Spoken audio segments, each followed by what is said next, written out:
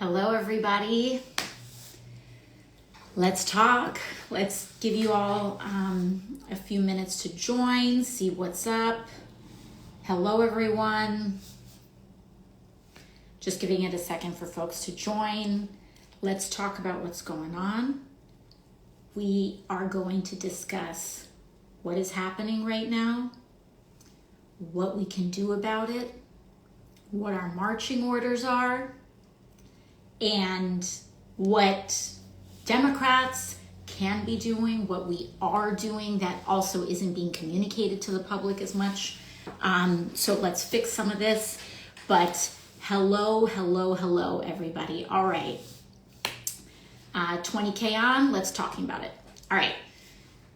So first things first, one of the things that I want you all to understand is that if you are watching the news right now and you are feeling overwhelmed by all of the constant headlines and developments and what is happening and federal government changes over here and ICE raids over here and plane crashes over there, and you are feeling so overwhelmed, first of all, know that you are not alone. And second of all, know that that is exactly what this administration is trying to get you to feel. They are trying to get people to feel, and someone said Musk, yeah, you got Elon Musk raiding the federal government and the Treasury. There's all this stuff going on, and it is so easy and it's natural when you see all of this stuff falling apart to get paralyzed because all of it is so overwhelming and you don't know what to do about it, but it's also very pressing information, and so you know it's going to affect your life or the life of people that you know, but what do you do about it? What is Congress doing about it? What's our leadership doing about it? The first order of business is to self-regulate. What authoritarian regimes try to do is that they often try to, what is known as flood the zone, do so much at once, or try to do so much at once that it gets carried in the news that you feel overwhelmed and paralyzed. And it's important for you to understand that the paralysis and shock that you feel right now is the point. They are trying to induce a state of passivity among the general public. So it is of personal importance for you, and it is also of political importance to take a breath. That does not mean tune out. That does not mean get apathetic. It does not mean, to just that you just have to forget or whatever. It just means take a breath, because we are about to lock in and focus. And I already know you, I already hear you all. How do I focus? What do I do? Just take the breath first, okay? Take the breath first. Now, let's talk about all the different things that are going on. And again, a little bit of a preview of a little bit of a preview of what the answer is that we are going to have to divide and conquer, okay? So no, you as one human being are not going to be able to appoint a new FAA administrator that Elon Musk forced out. You and you as an individual are not going to be able to tackle the FAA crisis, tackle the OPM crisis, tackle like all of these things at once. Go, ICE, immigration, criminal, all of this stuff, and that's okay. Pick some of the things and trust that when we have mass mobilization, we are going to be addressing these things. Do what you can. That's the second principle, okay? Do what you can. You do not, and what you can do is enough, okay? Do what you can, and what you can do is enough. That's principle number 2. Now, and again, what can we? I'm gonna get there. Relax, take a breath. We're gonna get there. What is going on is so comprehensive, and I want to make sure that I'm giving you all as comprehensive an overview as I can so we can figure out, and you can have the tools to figure out how to lock in and how to mobilize. So that's number 1 and number 2. Now, someone said I should make a handbook. Maybe we will. Now, let's talk about a couple of things. I want to give an overview as to what is happening right now. Donald Trump, as we saw, was inaugurated several weeks ago. And who you saw behind him mattered. The people who stood behind Donald Trump at his inauguration are some of the people that are playing a major role in upholding and supporting what is going on. That is important to know because we need to know who are the folks that are responsible. And as we all saw, when Donald Trump was sworn in, he had several billionaires standing behind him. He had, of course, Elon Musk. He had Jeff Bezos. He had Mark Zuckerberg. You also had the CEOs of major corporations like TikTok and Apple, etc. These are people who are taking part in their own way, the same way that I'm telling you all to kind of divide and conquer. They are also dividing and conquer. They're acting very strategically, and they are each playing their own role, right? So the way that they're playing their own role, we can each be playing our own role, all right? Now, everyone's like, all this stuff. I'm gonna tell you all right now, if you cannot lock in for this comprehensive conversation, there's no like BuzzFeed, TikTok, 5 tips to dismantling fascism. We gotta lock in, okay? This is a lock-in conversation. So maybe people will be making TikTok compilations after this, feel free, etc. But I have a lot here that I need to download to you all right? So a lot of you are asking about Elon. What do we do? What is, and that is the right question to be asking, because what Donald Trump has done is that he has completely given up his power and handed a lot of it over to Elon Musk. Elon Musk has appointed some teenagers and some people in their early 20s into essentially trying to raid federal government systems, including sensitive and classified information at the U.S. Department of Treasury. They are doing this. I want to tell you their story. Their stories that they're doing this to, and they're just like wholesale, as we saw, freezing federal programs. And the Trump administration tried doing this through an executive order, freezing federal programs, freezing federal financing. That's why they went for the U.S. Department of Treasury. They're going for the money first.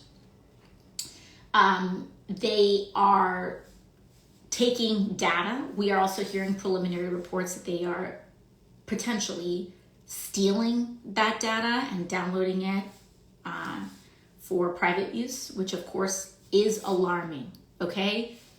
This moment is scary, but we need to go in eyes wide open, all right? The paralysis as a response to fear is understandable, but we have to acknowledge what's happening, and then we're gonna get somewhere, okay? They are taking access to the Treasury Department. They are firing career level federal employees. And I want you to know that there are 2 broad categories of federal workers. There are political appointees. Those are the people, as you can imagine, who are, when a president changes, when a new president is elected, whether they're a Republican or a Democrat, they can appoint a whole slew of federal workers. Those are known as political appointees. Then there are career professionals. These are people who are not political. These are people who have spent 10, 20, 30, 40 years of their lives managing the administration of Medicare payments, of Social Security checks, of science research in how we find cures for diseases, from everything from cancer to diabetes, from our national energy systems. Our air traffic controllers are career professionals. They are not, a new president can't just get elected and snap their fingers and politically appoint an air traffic controller, because that requires years of training. And these are what are known as federal career workers. What is alarming about this moment, one of the things that they're doing is that they're going after money and they're going after people, okay? They're going after money there we go, sorry about that. They're going after money with the U.S. Treasury Department, and then they're going after people, which is known as OPM. You're going to be hearing OPM a lot. That's the Office of Personnel Management. And by the way, again, this stuff is important because one of the most important things that you can do in an environment and a time like this is to educate yourself. Knowing what is going on is not the same thing as reading a headline, okay? Knowing how things work, political education. This stuff is important because you can't do anything if you don't know where the vulnerabilities are and understand the big picture, okay? So I'm gonna get to all of your questions, but pump the brakes, okay? Breathe. Now, once again, two areas. They're going after the money with the U.S. Treasury Department, and they're going after the people, which is OPM, Office of Personnel Management, the federal career appointees. It is normal for a president to come in and to largely dismiss a lot of the previous administration's political appointees. They have the right to do that. What Donald Trump and Elon Musk are doing is that they're going in and they are gutting the career professionals who have legal protections, who have decades of experience, and we will say they are playing with fire in doing that. Why are they playing with fire? Well, I'll tell you one thing. I represent LaGuardia Airport. It's in my district, not too far. So I represent LaGuardia Airport. Unsurprisingly, a lot of the neighborhoods around airports are filled with workers for those airports. So I know a decent amount about airports, air traffic control, flights, etc. These are kind of the weird things that happen when you're a member of Congress. You become like experts in these very niche things that affect your community. So many of my workers, many of my constituents who are workers at LaGuardia and also who serve JFK Airport, are experiencing and seeing what is happening up close. All of this stuff matters because it's connected. And when you see how it's connected, you feel less overwhelmed because you start to see a central theme emerge, and it doesn't feel like you have to tackle 100 things. It starts to feel like you're tackling a handful of things, okay? So you have this OPM dismissal and federal freezing. Last week, and also in the last 2 weeks, Donald Trump, 2 weeks ago, Donald Trump gets sworn in. Elon Musk then puts pressure on both Donald Trump and applies political pressure to dismiss the FAA, the Federal Aviation Commission, or rather the FAA, the Federal Aviation Administrator. They put pressure, Elon Musk put pressure to dismiss the FAA administrator. Now, why did he do that? Theme, okay? Elon Musk put pressure on him because the FAA administrator was advocating for, I believe, either fines or other sorts of punitive measures on Elon Musk because of violations that they were doing over at SpaceX around safety. So Elon pressures the Trump administration and forces the dismissal of an FAA administrator. That's part number one. Then a week later, or a couple of days later, the Trump administration, through OPM, through Elon Musk, through all these people, then send this ham-fisted letter out to virtually every federal employee, including some of the workers at LaGuardia Airport, and including virtually almost every air traffic controller in the United States, saying, we want you to leave your job. And we are going to offer you a quote-unquote buyout, which is not a buyout, mind you, and whose legality is highly questionable, and their ability to even uphold to their promise is, virtually none at all, saying, we want to push out every federal worker, including air traffic controllers. And what happens? What do we see? In an environment where air traffic controllers are already extremely strained, we do not have enough air traffic controllers in the United States. This has been a long rolling crisis in this country. And the reason we don't have air traffic controllers is because Republicans have cut budgets for training, for investment, for the federal pipeline and procuring air traffic control. That job, as we know, is not a joke. You can make one mistake and hundreds of people can be dead. But it has been taken seriously enough that we have not had a significant airline crash in this way in, I believe, since 2009. Anyways, all of this is to say is that they then push all these air traffic controllers and give them all a letter saying it's time for you to go. And also, what happens? Now we have an initial plane crash that has occurred. When we mess with federal government systems, lives are at stake.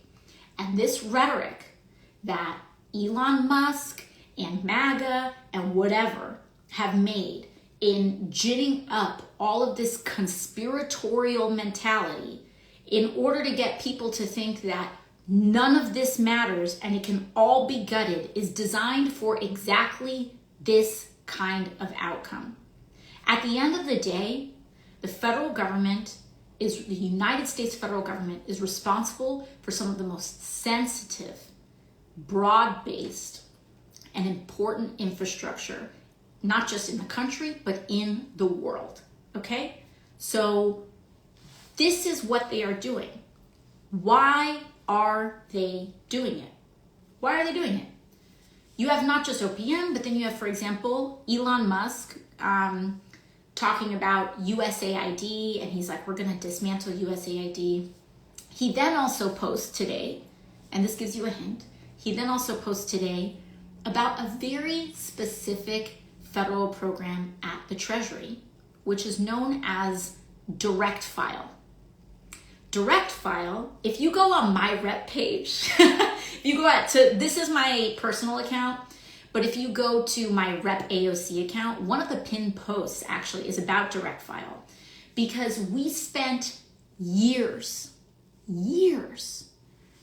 standing up to the lobbyists at TurboTax and H&R Block who take your money every year for you to file your own damn taxes with the federal government. And we wanted you to be able to do that for free. You can do it and have the option of doing it for free. Now, what does that have to do with this present moment? Well, I find it very interesting that it's tax season.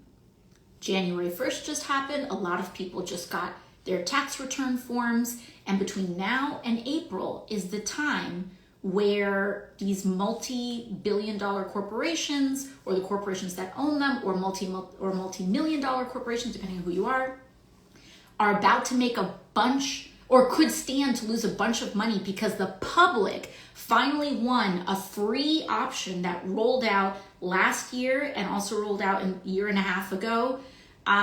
Now, all of a sudden, very interestingly, Elon Musk posts that he's quote unquote deleting the direct file program. They are not doing this because they care about you, obviously. They are not doing this because they care about this country. And they certainly are not doing this because they care about Republican voters. I will tell you that much right now. Because if they cared about everyday people and everyday working people, the first targets for their little raid, which is illegal, we'll get to that in a second, would not be the most essential services that can actually give people a break. They would not be going after Medicaid. They would not be going after your direct file. They would not be taking that and deleting that option, the free option for you, right before April 1st, right in the time before April 1st when you're supposed to be filing your taxes. Elon Musk is a billionaire raiding the US federal government for personal profit and for the profit of his friends. And so every single person that you saw standing behind Donald Trump at his inauguration is part of this. They may not be publicly vocal about it, but they sent a very strong message with their presence, okay? So don't let any of them act like, oh, I didn't know. Yes, they knew. Apple are in there. Apparently there's preliminary reporting that they might be rolling out Starlink, which is Elon Musk's firm, into iOS systems. You have Jeff Bezos, who runs the Washington Post, who refused and blocked, overrode their editorial board. They are controlling media, they are controlling digital communications, and they're doing all of this to prop up Trump so that they can personally profit, okay?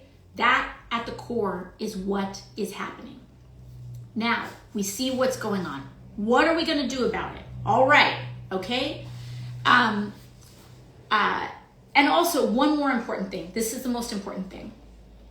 I want you all, one of the important lenses that I want you all to interpret all of this happening through is through a very important deadline that is happening in the federal government. And once you understand this, you will understand, and all of this chaos is going to start making sense, okay? Something very big is happening this year. And it's part of the structure around which all of this chaos is occurring. Because why is Elon Musk raiding the Treasury? Why are they suspending federal funding? Like, this goes beyond being a Democrat or a Republican. This is anarchy. This is just taking all this stuff over. So why at the core are we doing this? In addition to just sheer hatred, because as we see, Elon Musk, maybe you can take the boy out of apartheid, but you can't take apartheid out of the boy, apparently. He's out here doing Nazi salutes, so whatever. But in addition to a white supremacist, like whatever it is that they want to do, let's talk about, you always comes down to follow the money. There is a very important deadline that is happening this year. In 2017, Donald Trump and the Republican Party forced through one of the largest tax giveaways to the rich in modern American history. This was in 2017. We are talking about grotesque levels of tax cuts that they issued at that time. We're talking about CEOs and people being able to them proposing tax cuts on tax write-offs on yachts and private jets, but most importantly, some of the most broad-based tax cuts for the rich and the 1% in this country that we have ever seen. Ever seen. That happened in 2017. So why is that important to today? Those tax cuts had a sunset period. And that sunset period occurs in 2025. 2025. So now we're here.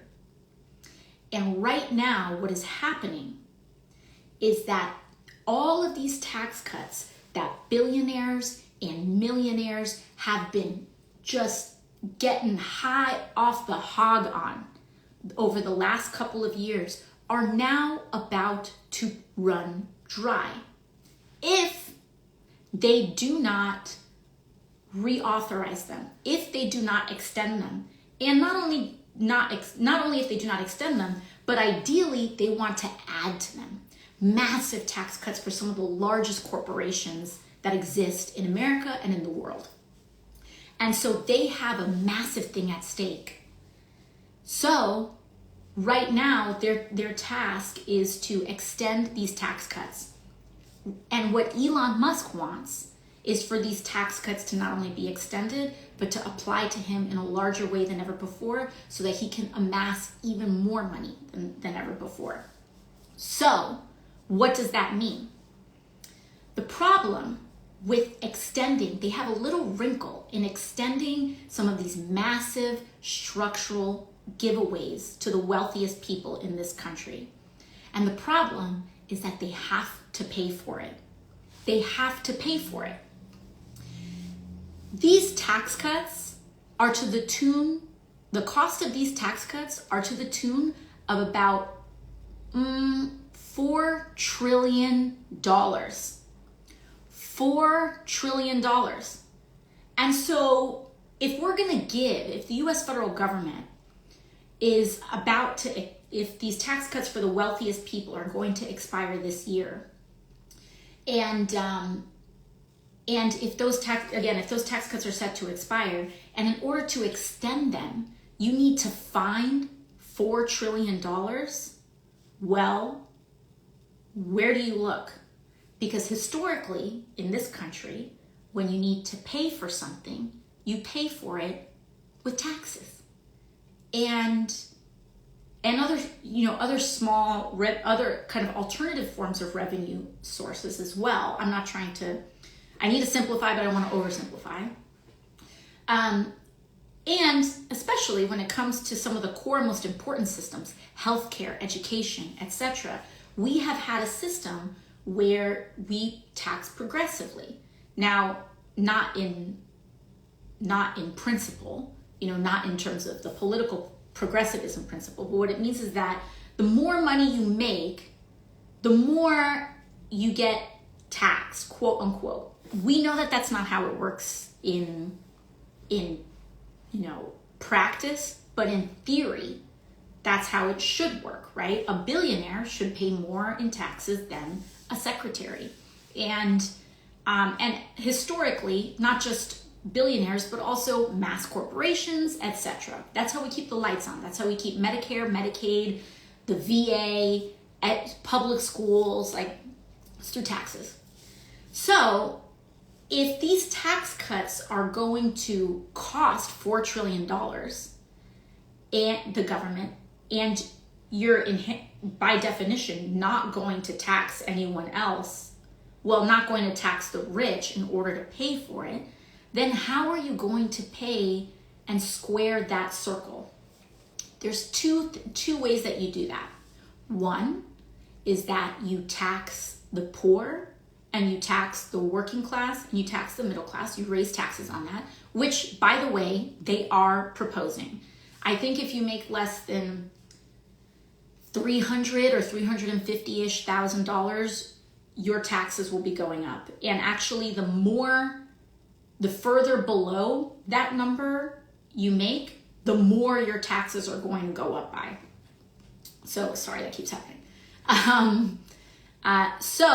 If you're making $28,000, they want you to be paying way more in taxes, especially proportionately, than if you're making $150,000. But they are proposing all of our taxes to go up. That's one way. But guess what? That's not going to that doesn't make up the difference. It may make up a small bit, but it doesn't make up the difference. $4 trillion, you are not going to make that by taxing people who make $28,000 a year a little bit more. Doesn't make it up. Math doesn't square. So they're going to do that, but it's not enough. The second thing that they're going to go after are massive programming cuts, or the massive programming cuts, which we will get to in a minute. And the third thing that they propose is cutting waste. First of all, they tell you all of these stories about waste and government waste and DOGE and whatever. First and foremost, understand that there is already a federal agency who is a watchdog on waste in the United States. That is known as the Government Accountability Office. So all of these people acting like, oh, we're going to set up an agency to identify waste, as though that's never been an idea before, take a number. These people, and I can tell you, in my experience, I have encountered many billionaires in my career. You all have seen many of those encounters in hearings, in other, forms of questioning, etc. I can tell you that this dude is probably one of the most unintelligent billionaires I have ever met or seen or witnessed. Which, you can probably even glean that from watching these people on TV. Anyways, all of that is to say is that they don't do their homework. Clearly, they're putting 19-year-olds in at the Treasury. This dude is not smart.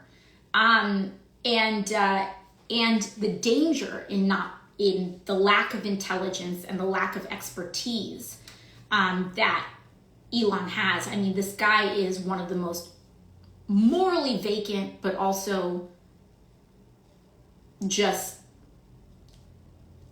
least knowledgeable about these systems that we really know of. But the point is that what that means is that they're going to hit a button inevitably. They are going to hit a button and things can go sideways. We already saw that last week when they were like, oh yeah, we're going to freeze everything. That sounds so cool. Let's do that. They hit the freeze button and then Medicaid portals across the United States got suspended through that EO. And they tried to make up for it and be like, oh, that has nothing to do with all of it. Really? You're going to freeze all federal programs and then the Medicaid portal suspended and you think people are going to think that's not connected? I mean, I know they think people are stupid, but it's genuinely just be so for real right now. Anyways, so what they're trying to do is that under the guise of waste, they are going to try to cut and gut some of the most essential federal programs that we've got. In fact, how do we know this? Because the Republican majority and their budget had a sensitive internal document that got leaked a couple of weeks ago. And I can tell you that I read through it. And they identified bit by bit everything from the mortgage interest tax deduction to, which I raised a couple of weeks ago, to Medicaid itself. They have identified as wanting to eliminate in order to pay for Elon Musk's tax breaks, Jeff Bezos's tax breaks, Mark Zuckerberg's tax breaks, and other giveaways and other sorts of giveaways to the wealthiest people and corporations in this country. And the biggest one, lock in everybody, okay? The biggest one that they are going after is Medicaid, okay? They have Medicaid in their sights and they want to cut $2 trillion. Remember? They need to find $4 trillion. And they've got maybe, this is $4 trillion. They maybe have one knuckle in tax increases in terms of paying for that. They maybe have one knuckle in tax increases on middle class and low income people. You're just not going to get that money for it. And they do not have, I mean, you can cut every wasteful practice and you're not going to get close. Because by the way, what are they not going to include in their government waste assessments? Take a big guess. Defense spending.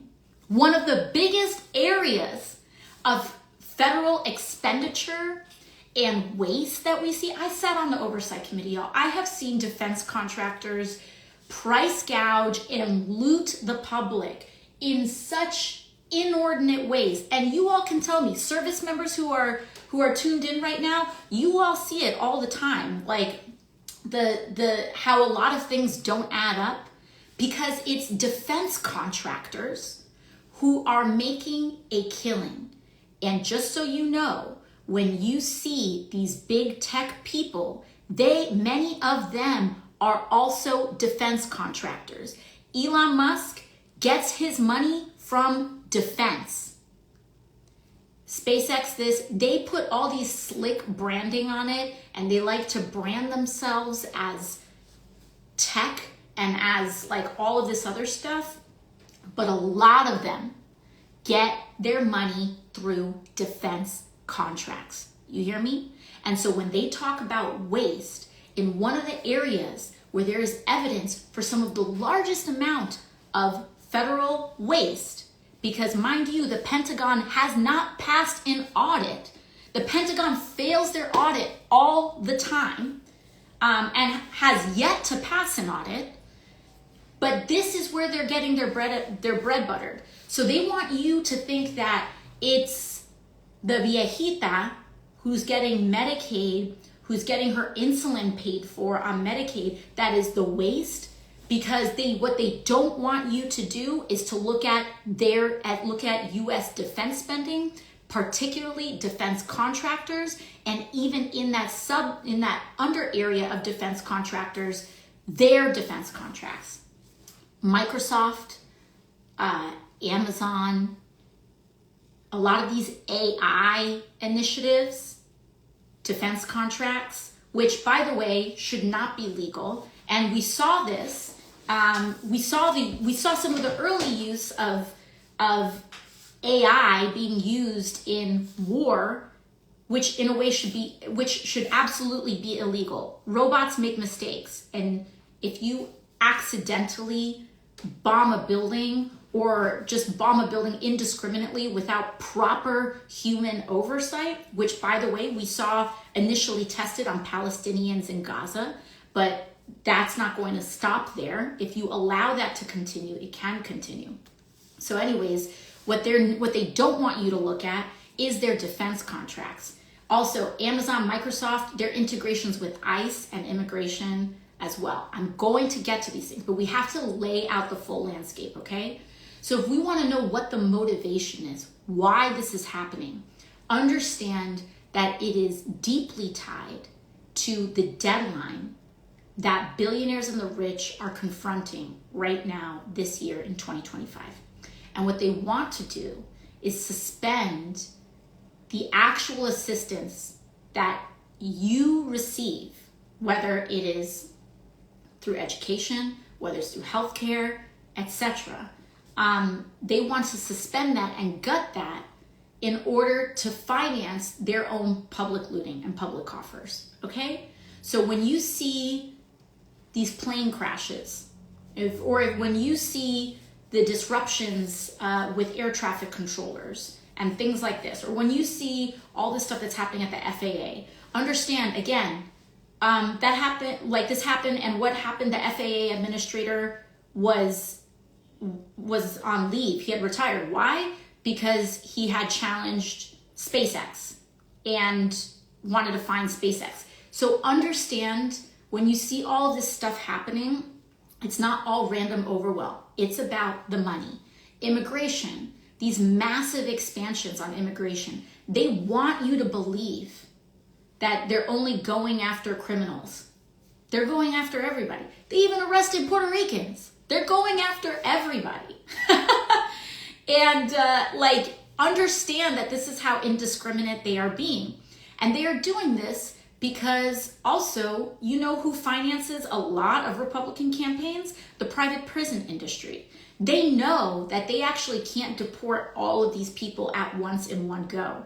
And what do you do when you grab someone off the street, but you can't deport them for a long time? You build private prison camps. And this is all, we already saw them start to do that. And this is, especially with passage of certain legislation, this is what it's set to do. Okay? So understand the central motivations here. This is about preying on working class people and stoking racial division so that working people turn against one another in order to vacuum and suck up what little is left of American public infrastructure and life and hand it over to Elon Musk, Jeff Bezos, and all these corporations, etc. Okay? It's important to lay that out. Now, what do we do? Okay? What do we do about it? There are just like, okay? I know y'all are I can already hear, but just lock in for a second. Just like these problems can seem comprehensive and also overwhelming and complex, understand that we outnumber them. We outnumber them, okay? The people outnumber the 1%. The people, and not even just, and it's not just about 1% and 99, it's not just about that too. Also, everyday people of all sorts of income brackets also overwhelm the number of the corrupt, okay? Understand our strategic advantages in this moment. We outnumber them. Do not forget that. We outnumber them so dramatically that they have to try to control media and communication channels and apps, etc., because they want to and need to invoke docility, passivity in the masses in order for them to get away with what they're doing. Even before this most recent movie season, I would always make the comparison to The Wizard of Oz. But so like, it's not just a wicked thing, okay? Understand that authoritarians are kind of like the wizard in The Wizard of Oz. They rely not on their actual power. They rely on their perceived power. So, principle number one in what you can do is that when one of these things comes to your backyard, when it actually, like when it comes to you, and I will give examples, but when it comes to you, when it does, you can resist. And what that happens over millions of people is that you generate enough friction that they cannot go as fast as they want to go, okay? So I'm going to give you some examples that have already been working. Let's start with immigration and ICE. When people say, what can we do? You can do the things that apply to you. In my community, we are a heavily immigrant community. And so ICE raids deeply affect and disrupt our community. And the prospect of ICE raids deeply disrupt and threaten our community. So, number one, if you live in a community with a lot of immigrants, know your rights. That's one tangible thing you can do that I want you to do. And I'm going to go through what that means. And that means know your rights if you are a US citizen as well. Okay? Here's one way that we're going to create some friction in this system. Okay? Tom Homan, who's directing a lot of these ICE operations nationally, etc. He went on TV practically crying. This dude was whining his ass off because ICE went into the city of Chicago, and Chicago had prepared for them. Community organizers, activists, and their mayor and local elected officials who were solid on this issue, they educated the city on their legal rights. Because what ICE tries to do is that they rely on people not knowing their rights in order to enter buildings, in order to search workplaces, etc. So when you know your rights, you are able to tell them no, and they do walk away. So you need to know your rights. If ICE comes to you as an American citizen, still assert your rights, because what you can do is protect people around you, and also make sure that you are slowing down this system.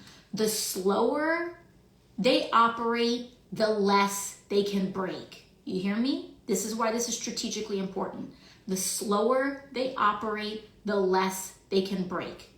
And so know your rights. If ICE comes to your workplace, if ICE comes to your door, you do not have to open the door. You ask them for a judicial warrant, not an administrative warrant. ICE very often tries to show you some official looking paper in order to intimidate people and to let them in. Again, remember, they rely on the perception of power. No. You don't just get some paper and let them in. You look for a judicial warrant. You look for a judge's signature on that piece of paper. If there is not a judge's signature on that piece of paper, you do not have to open the door. Number two, you can ask them to leave. If they do not procure a warrant, you can ask them to leave. You can stay silent. If they have detained you, you can say, I would like to remain silent. You invoke your right. You do not have to share personal information. They want to know what your immigration status is. Even if you're a US citizen, if they want to ask you, are you a US citizen? You tell them, I don't have to answer that question. You tell them, I do not have to answer that question. You do not have to. They ask you where you were born. I don't have to answer that question. They ask for your immigration status. I do not have to answer your question. They do not, unless you are being officially detained, if they have a judicial warrant. And by the way, you do not have to sign anything. And if they want to keep asking you questions, you say, I would like to speak to my attorney. In New York and California, you have a right to an attorney, including if you are undocumented or anything. You would say, I would like an attorney. Or if you are outside of the states of New York or California, you can say, I would like to speak to an attorney. And you can get your own attorney. Or you can procure your own attorney. So you say, I want to talk to a lawyer. Know your rights. Use them if you are a citizen. Use them if you are not a US citizen, green card holder, whatever it may be. And also, one simple thing you can do is share your rights. Know your rights information. How do you do that? Two things. You can go to my Rep AOC account if you want, and there's a slide with know your rights. If you want to go grassroots style, you can use mine. They're ACLU, a bunch of people have them. Print them out, hand them out. Hand them out to people. Or if you sign, again, this is like not a plug. You can Google this in lots of places, but one thing that we're presently working on is that if you're on my newsletter or if you sign on to my newsletter, we are working on printable PDFs that we're going to soon email out to our whole newsletter list so that you can print it out. You can tape it up in storefronts. You can drop palm cards in small businesses. If you are local to New York City, we are going to be having kind of volunteer events where we're going to go bodega by bodega, dropping palm cards so that people can know their rights.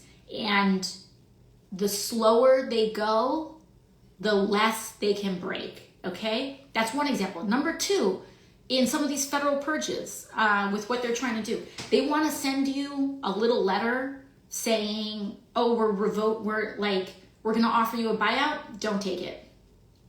Don't take it. don't take the buyout.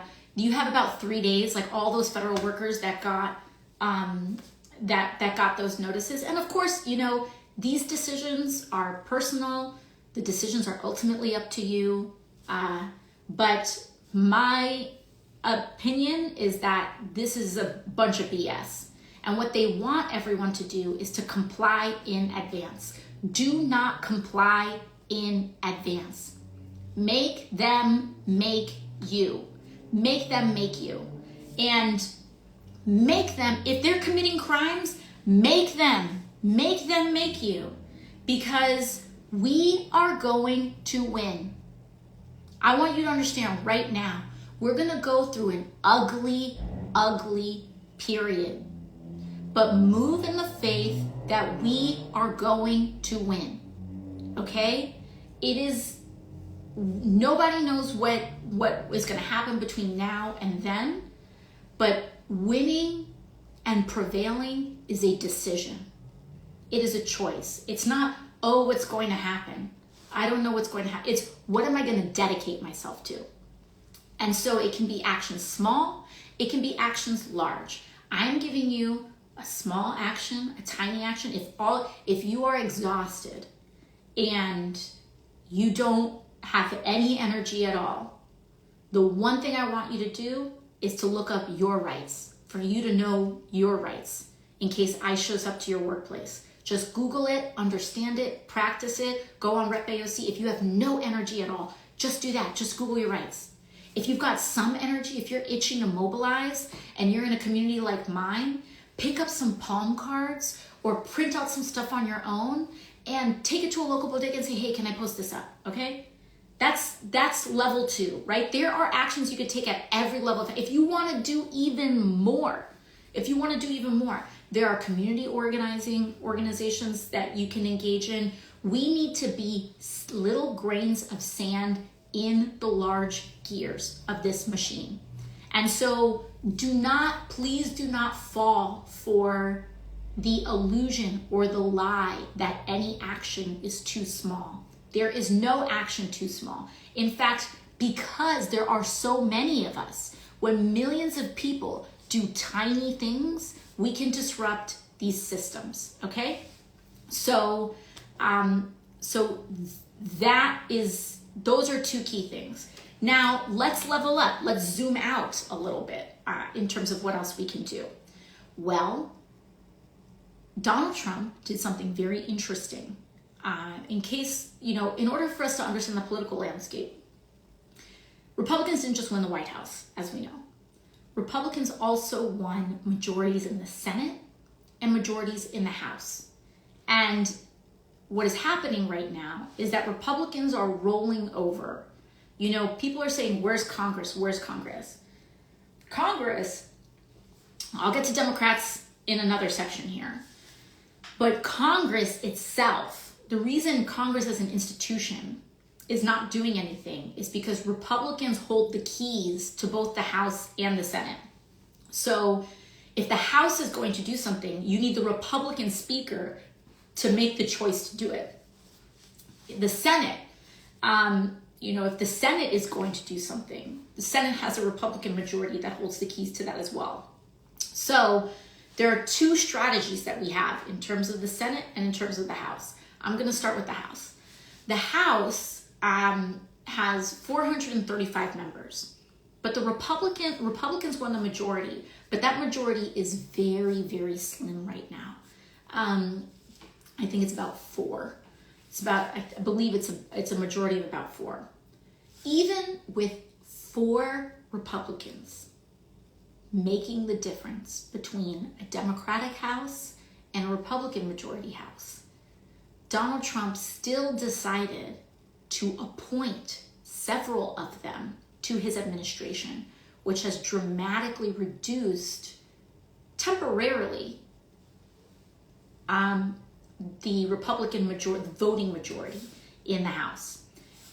Those people that he appointed are tried to appoint Matt Gaetz, but Matt Gaetz resigned when he was named, when Donald Trump was going to appoint him, and then the Senate blocked it.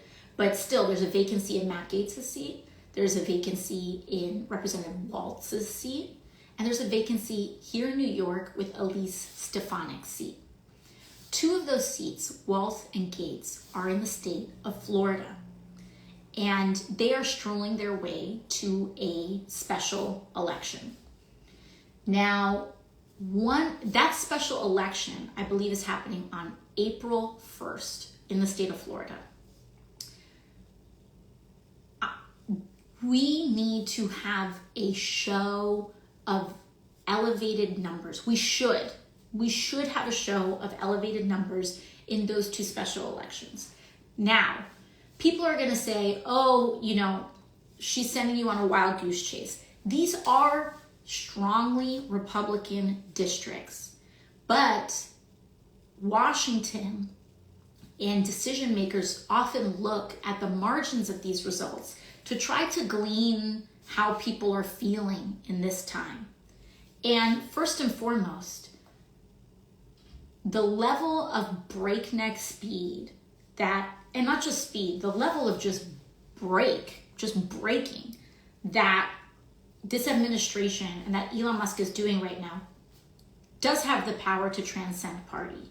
It does have the power to transcend party. And if a historically 30 plus Republican seat, if a seat that normally goes to Republicans by 20 points or 30 points, then goes to Republican, even if they still win, but if it goes down to 10 points, they know that they are in deep trouble. Why does that matter? Because a lot of these people only respond to one thing, which is whether they can hold on to power or not. And one of the reasons we're in this situation is because a lot of Republicans were more afraid of a primary election, losing a primary election, than they were in actually advocating for their people. And if you want evidence for that, just know that these Medicaid cuts that they're going for are actually going to affect rural Americans some of the most. Some of the places that vote the reddest stand to be hurt the most by what Republicans are trying to do. And so understand, we're talking about rural hospital closures, we're talking about all sorts of infrastructure, any of the basic services that a lot of rural communities who are already underserved, all these communities that are already underserved. So I'm not saying that getting in the game with these is going 100% to change the outcome. But it may, because we are in an unprecedented time.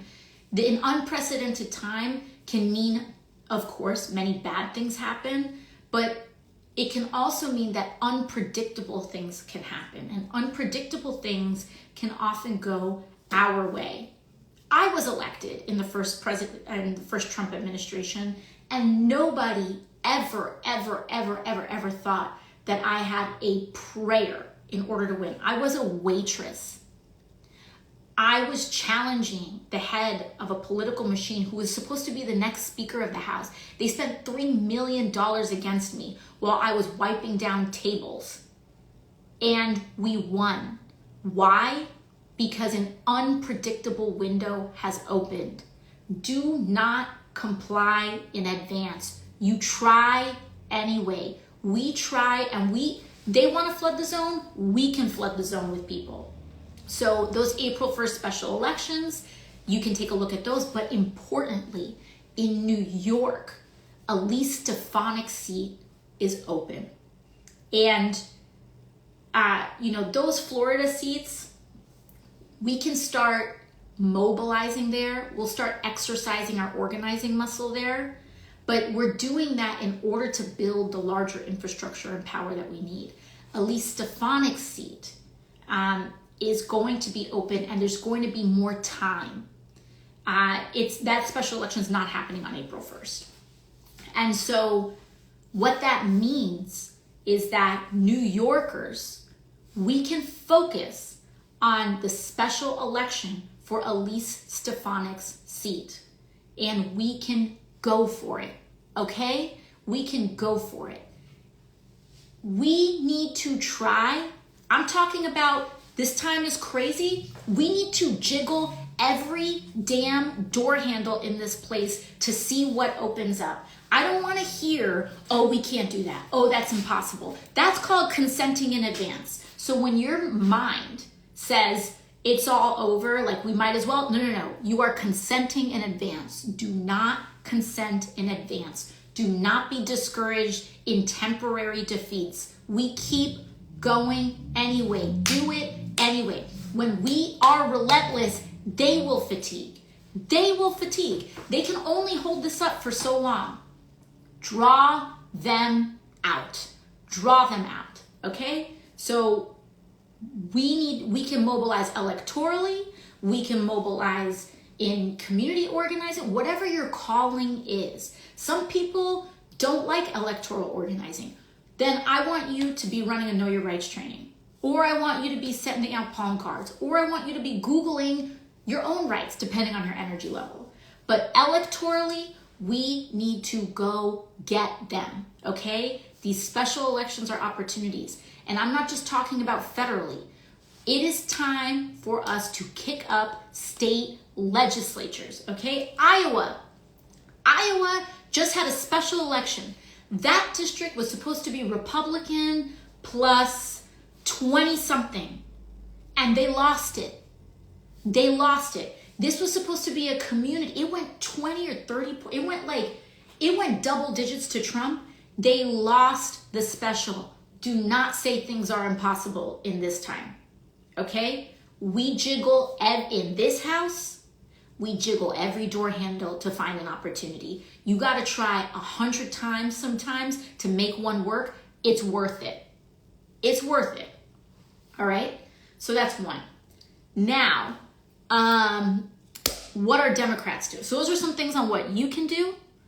Now let's talk about what are Democrats doing. Democrats.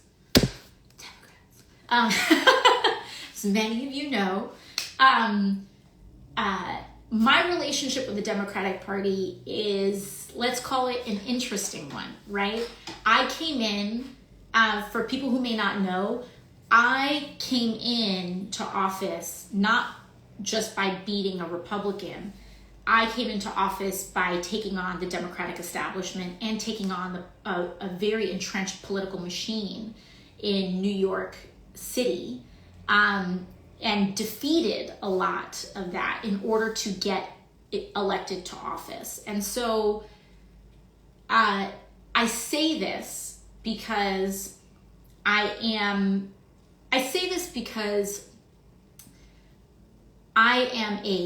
an elected Democrat in Congress, but also I have I think sometimes a certain independent or little bit of a removed perspective in order between examining how the party is operating and also my direct relationship to the people. And so I've always kind of had this like in the middle type of relationship, and it's always awkward, right? Like I'm an elected official, so everyday people, it's a different kind of relationship, but also I'm also viewed with skepticism sometimes within my own party, or sometimes historically even hostility from my own party. But at the end of the day, that's like I'm here, and also on top of that, I don't accept any lobbyist money.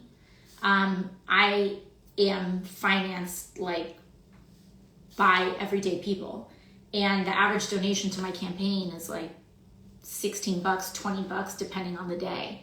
And so that also means that I am not as attached to lobbyist influence, and also just kind of like the traditional ways that Washington works.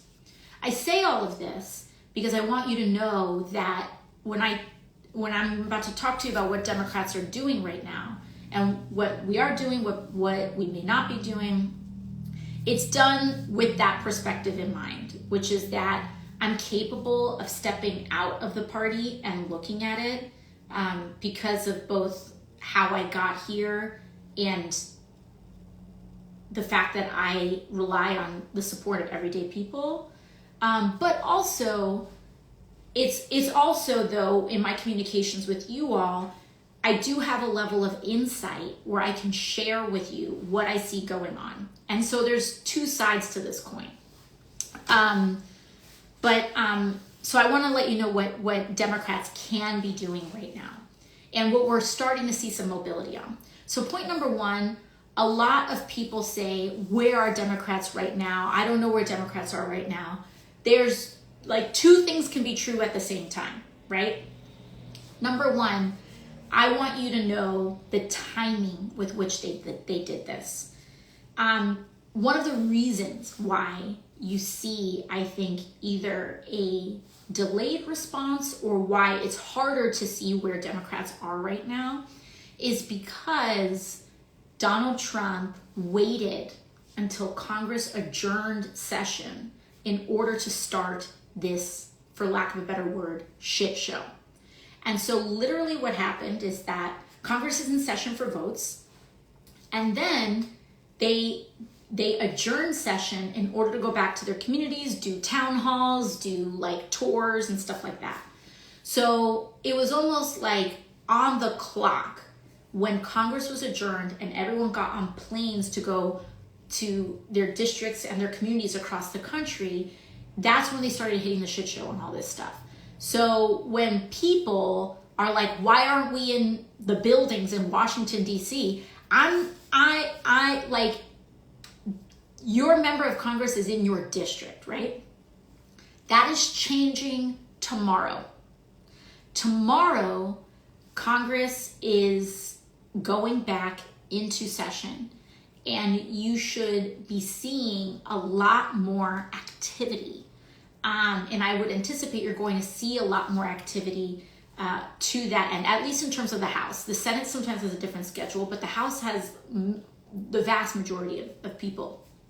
So I would anticipate seeing more of that kind of activity.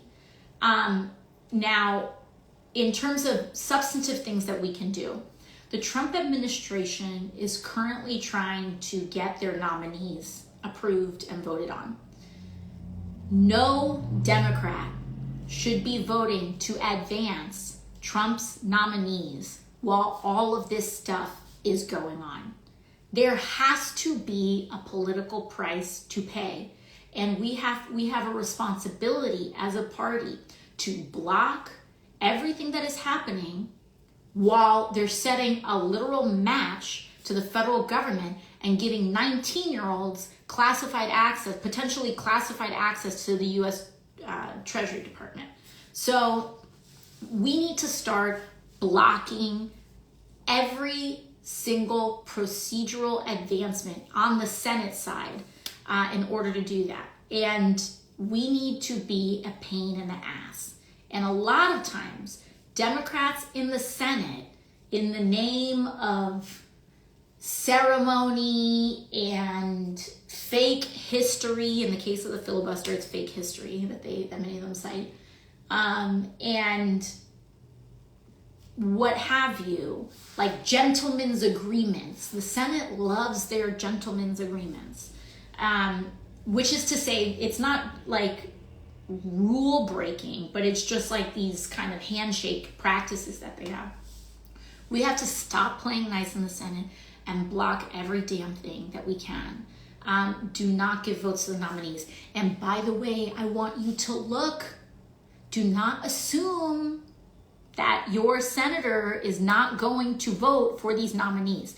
If you are a Democrat, or if you are a person rather that has a Democratic senator, give them a call and tell them, I do not want you to vote to advance or approve any of these nominees while all this stuff is going on. Please tell them. Do not assume that just because you have a Democratic senator, they're going to, that they're just going to vote no.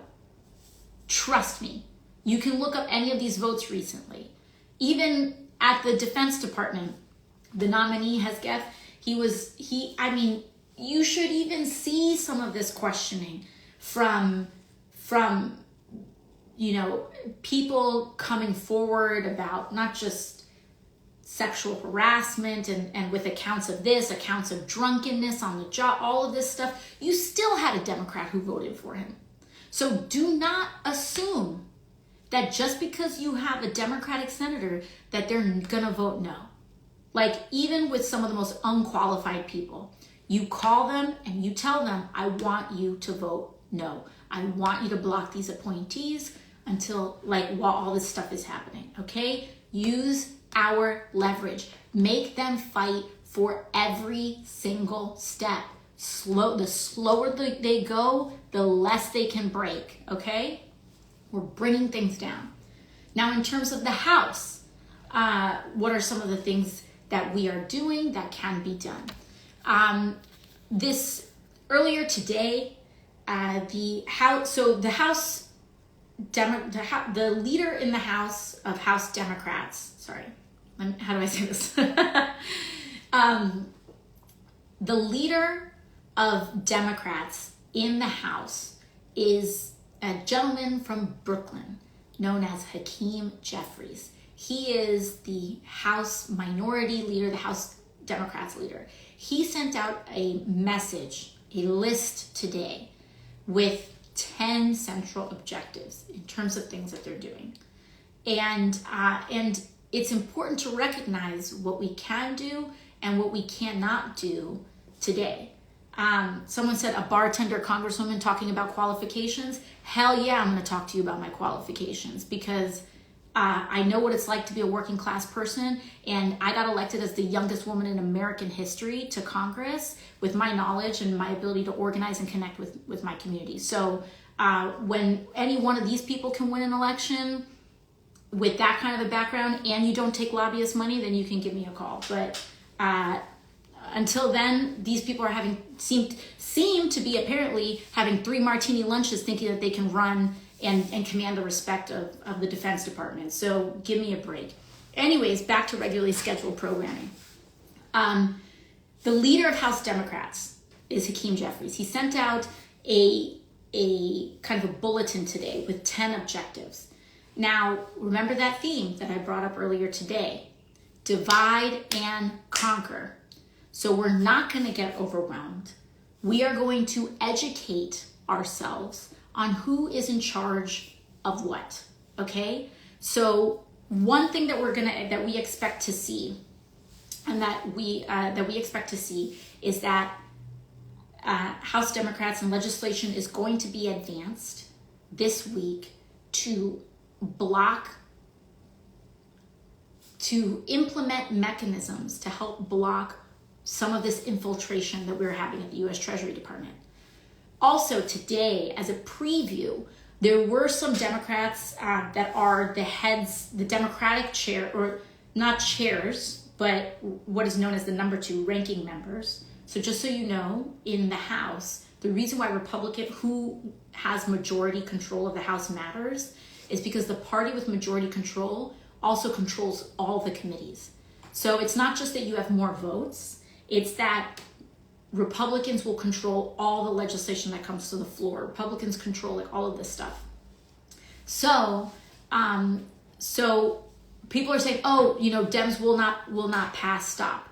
Please understand, again, do not consent in advance. When Republicans have a majority that is this big right now, about 2 people, those 2 people that need to win re-election really, really care about being reelected, okay?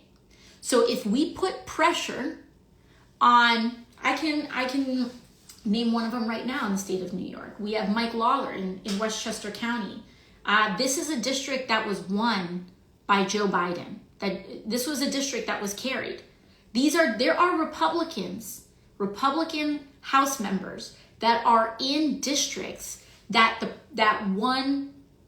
Biden carried in 2020.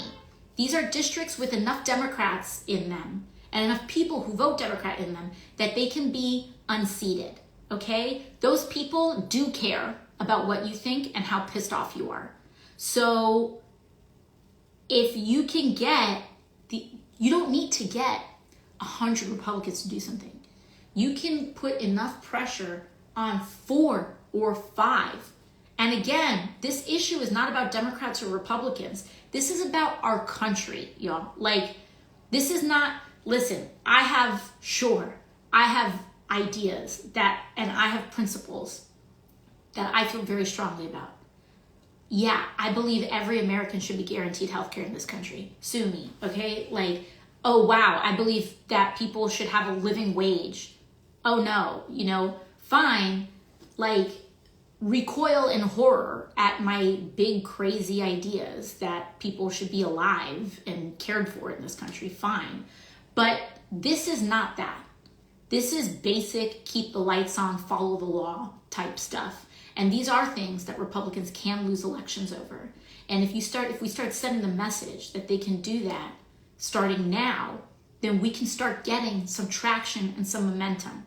Because if you think government is like a George Foreman grill and you can just set it and forget it, I regret to inform you that that is not how participatory democracy works.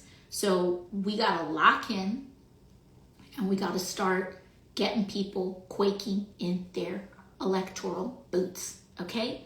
And so we have to start doing Westchester County.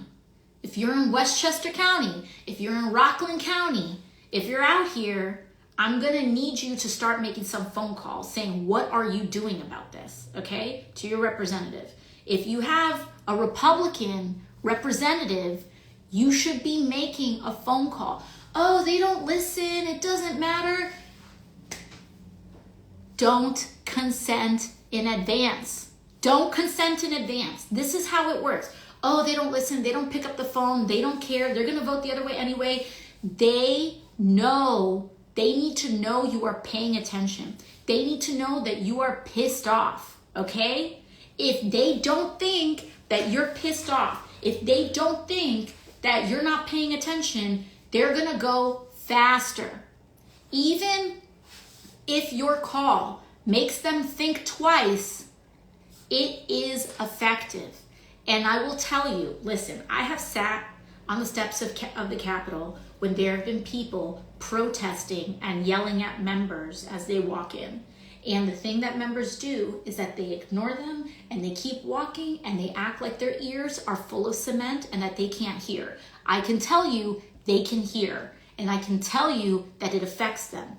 They put on a face that it doesn't. Or they might tell Elon Musk is one of the thinnest skinned MFers I have ever encountered in my life. That dude, you can get him twisted by looking at him. Like, he is so insecure, which is why he's a white supremacist. Like, these people rely on this ideology because they need something to hang their hat of superiority on. Clearly, money isn't enough for this dude. He needs he needs to cling on to this to feel better than, because he has a complex, all right? Like, this is deeply psychological. This is what happens when, like, you don't go to therapy, dude. Like, this is what happens, whatever. They got their own personal problems, and they're taking it out on society. But the point is that that's also how these systems interact, right? Like, these people need to feel or exert some kind of power. And that is why the last principle is that you do not give them your fear. Do not give them your fear. Do not give them your anxiety. Do not give them your panic. This is a monster that eats fear. This is a monster that eats and feeds on your anxiety, on your paralysis, on your fear, and that is what sustains them. Don't give it to them. Yes, this time is scary. Do not give them your panic. ICE is another example. The actual activity that ICE is doing is relatively limited, especially compared to the rhetoric and what they're showing on TV. They're making it look way worse. It's bad, but they're making it look bigger. And the reason they are doing that is because people are going to take actions on their own. They believe that when you show it to be really big, that people will consent in advance. And I can tell you, in my community, there are people that are in a heartbreaking fashion doing that. They are pulling their kids out of school. So our babies are not getting educated. They're pulling their kids out of school because they're scared. Keep your kids in school if you can. If you can. Every situation is different. Everyone's life is different. But if you can, keep your babies in school. You need them in school. There are people that are already planning to pre-separate their family and leave their children with other guardians here in the United States, and the parents are choosing to leave on their own volition, because in the US, the law is such that they would have to wait 10 years in another country. And so they're saying, well, if I'm going to get deported, in order to avoid that, I'm going to leave on my own. I'm going to leave my baby here. And then when my baby turns 18, then we can try to reunite legally. And these are heartbreaking decisions that are happening. Absolutely heartbreaking decisions. But they are, these are heavy, serious decisions that are happening in response to this image and this fear that they're trying to project out here. So all that is to say, do not give them your fear.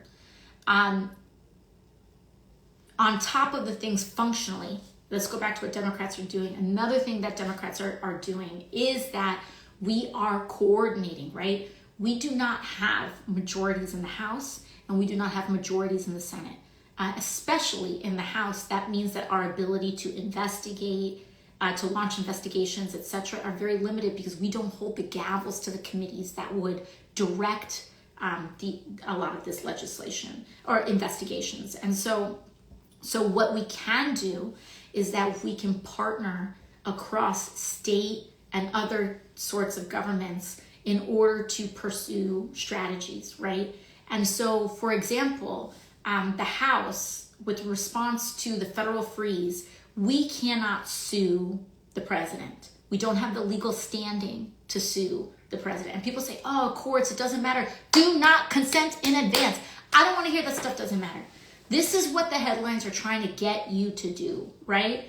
Guess what? He signed an executive order saying, I'm ending birthright citizenship. Did birthright citizenship end in this country? No, it didn't. It got torn down in a matter of seconds. Not seconds, but you know what I mean. Legislatively, in a legislative context, it got knocked down. He did it for the headline. He did it for just the buzz, okay? The courts still do matter. They file injunctions. It can stop things. So the point for some of this stuff is to get you to think that something is happening when it's not. When it's not. So that executive order went nowhere. There are 20 different lawsuits in response to these executive orders that Trump announced that are working their way, and they're heading to court.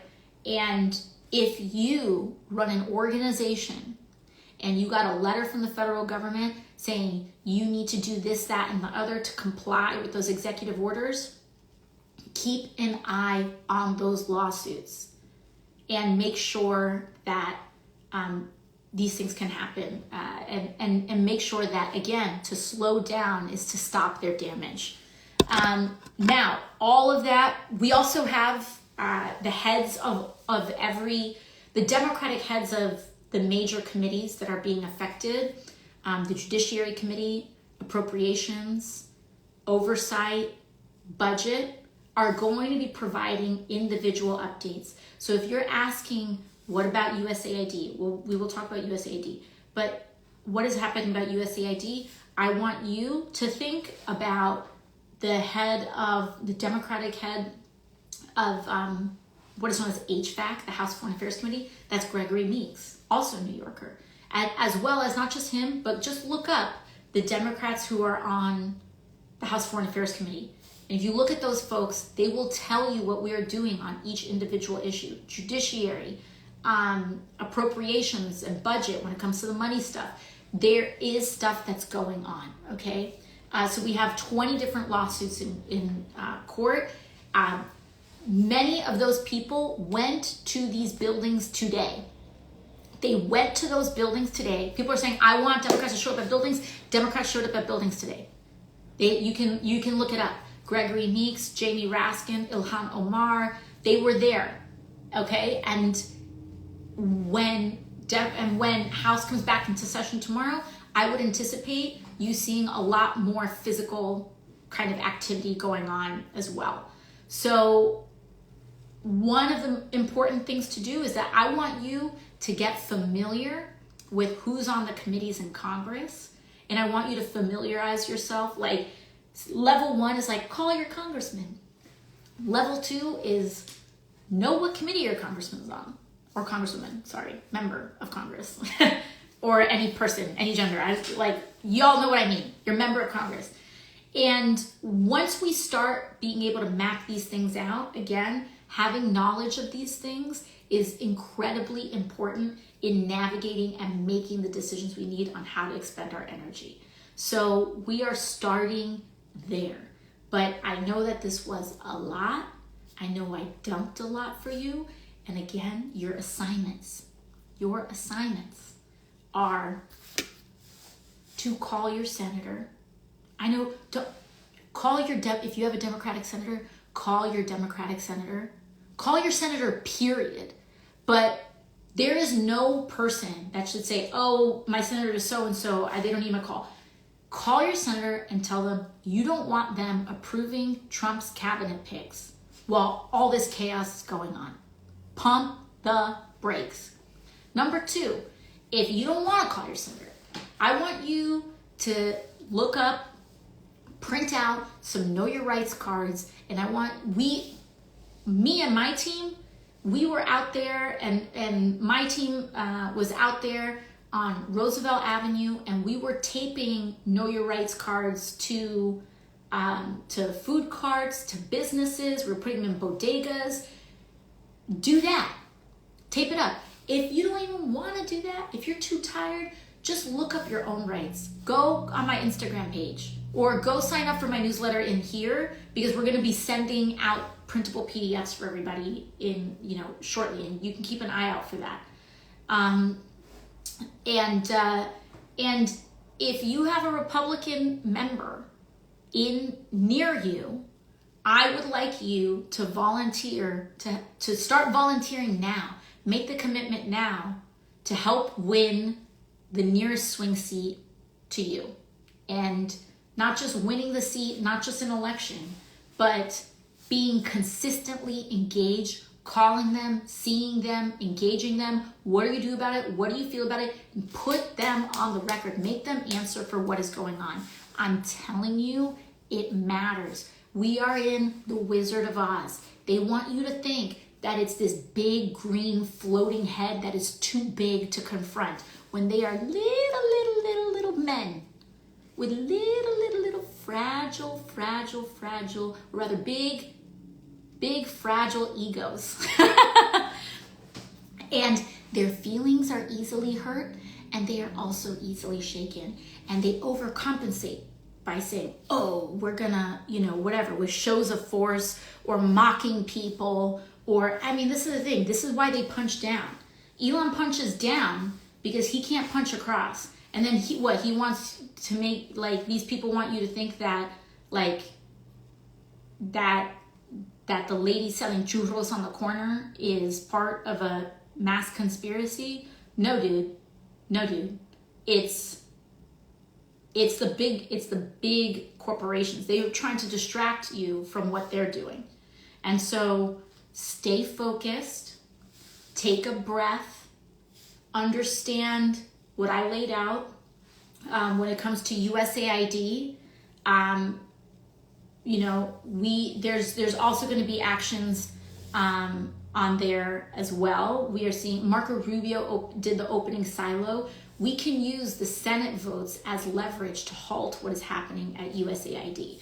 And I would anticipate, because they got up to all this, they waited until Congress flew out for the week in order to start all this nonsense. And when everyone is flying back tomorrow, you can anticipate a lot more activity. And so I think that I've given you all enough. Understand that your everyday small actions matter. They matter. Letting someone know that they are safe with you matters. Showing up matters. You know, asking someone that you know if they know their rights matters. And these people feed off our fear, and they feed off our apathy, and most of all, they feed off of the nihilism, this disease, this cynicism of this notion that nothing we do matters and nothing we do makes an impact, so that we don't do it.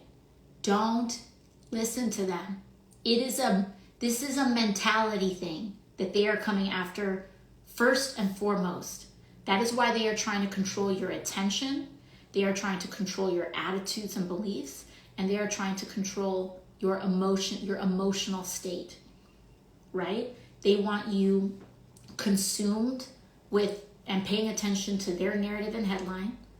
They want to make sure that that you feel overwhelmed. They want you to feel like nothing matters so that you don't try, because if you do try, there are times where you will win. So they don't want you to try at all. Try, okay? And again, they want you in a state, they want to control your emotions because they want you in a state of paralysis. They want you in a state of not doing anything so that they can just drive on flat road. Because again, these people are little, they are weak.